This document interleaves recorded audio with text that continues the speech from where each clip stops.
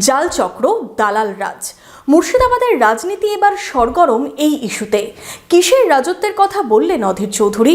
পাল্টাই বা কি দাবি অপূর্ব সরকারের? মনোবীক্ষণ পলিক্লিনিক, চিকিৎসার জগতে এক দশক। এখন এখানে সব বিষয়ে ডাক্তারবাবু একসাথে তলায়।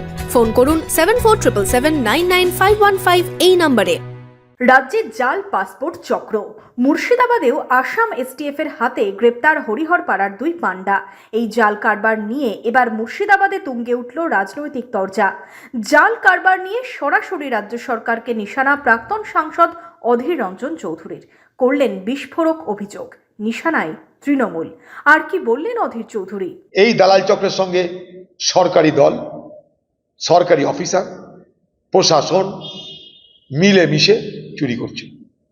হাসপাতালে দালাল চক্র, শিক্ষায় দালাল চক্র, পাসপোর্টে দালাল চক্র।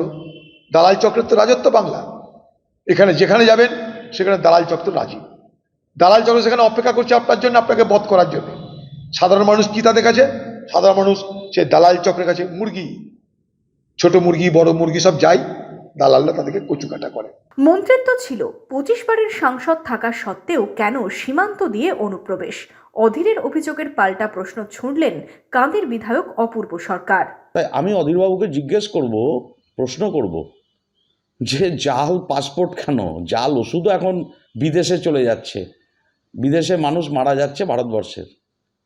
আপনারা তো শাসন করেছেন, কত জাল লোককে আপনারা ধরেছেন। ভারতবর্ষের প্রতিটি রাজ্যে এগুলো হচ্ছে, সরকারি উদ্যোগে হয়। কংগ্রেস, বিজেপি, সিপিএমের সরকারি উদ্যোগে এগুলো হয়।